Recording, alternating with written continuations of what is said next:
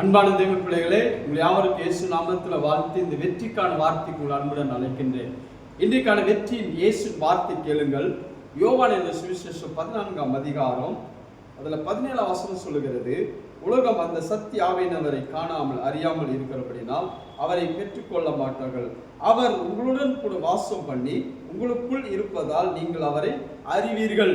இயேசு சிலுவைக்கு போருக்கு முன்பாக அவர் மரித்து மறுபடியும் ஆவியானவர் அவரை விசுவாசிக்கிற, நம்புகிற, ஏற்றுக்கொள்ளுகிற, அவருடைய பிள்ளைகளாய் மாறப்போற அத்தனை பேருக்கும் அவர் சொல்றாரு, அவர் உங்களோடு கூட வாசம் பண்ணி உங்களுக்குள் இருந்தால் நீங்கள் அவரை அறிவீர்கள்.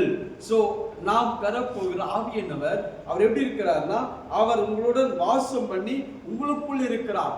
இந்த இயேசுவை ஏற்றுக்கொண்டு இந்த ஆவியானவர் தேவன் வேற எங்க இல்ல, மரித்து உயிர்த்தெழுந்த இயேசு வேற எங்க போகவில்லை. அவர் உங்களுக்குள்ளும் எனக்குள்ள வாசமா இருக்கிறார். அவர் சொல்லுகிறார், அவர் உங்களுடன் வாசம் பண்ணி உங்களுக்குள் இருந்தால் உங்களுக்குள் இருக்கிறார். நான் தான் கிறிஸ்து. தேவன் இந்த உலகத்தை படைத்த, அண்ட சராசரங்களை படைத்த தேவன் அவர் எங்கோ ஒரு இடத்துல இருக்க விரும்பவில்லை, ஒரு மனிதனுக்குள் இருக்க விரும்பப்படுகிறார். எனக்குள்ள அவர் விரும்புகிறார் இருக்க, உங்களுக்குள் இருக்க விரும்புகிறார். ஆனால் தான் கடவுளுடைய இருப்பிடம் மனிதனுடைய இருதயம்.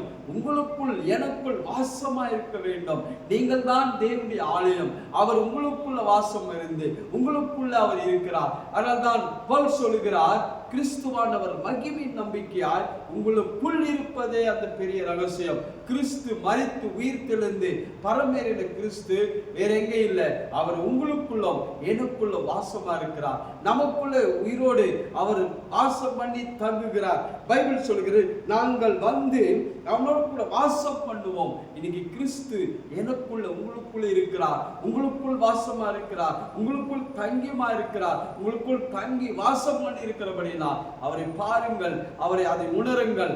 எனக்குள் உங்களுக்குள் மரித்த கிறிஸ்து மகிமை நம்பிக்கையால் உங்களுக்குள் இருக்கிறார். இந்த நம்பிக்கை தான், இது ஒரு பெரிய ரகசியம், ஒரு பெரிய சீக்ரெட், ஒரு பெரிய மிஸ்ட்ரி. அவர் வேற எங்க இல்லை, எனக்குள் இருக்கிறார், உங்களுக்குள் இருக்கிறார். அந்த வேதம் சொல்லுகிறது, உலகத்தில் இருப்பதை காட்டிலும் உங்களுக்குள் இருக்கிற ஒரு பெரியவர். உங்க பிரச்சனை காட்டிலும், உங்க தேவைகளை காட்டிலும், உங்களுடைய எல்லாருடைய காரியங்களை காட்டிலும் பெரியவர், எல்லாவற்றிலும் பெரியவர் உங்களுக்குள் எனக்குள் இருக்கிறார்.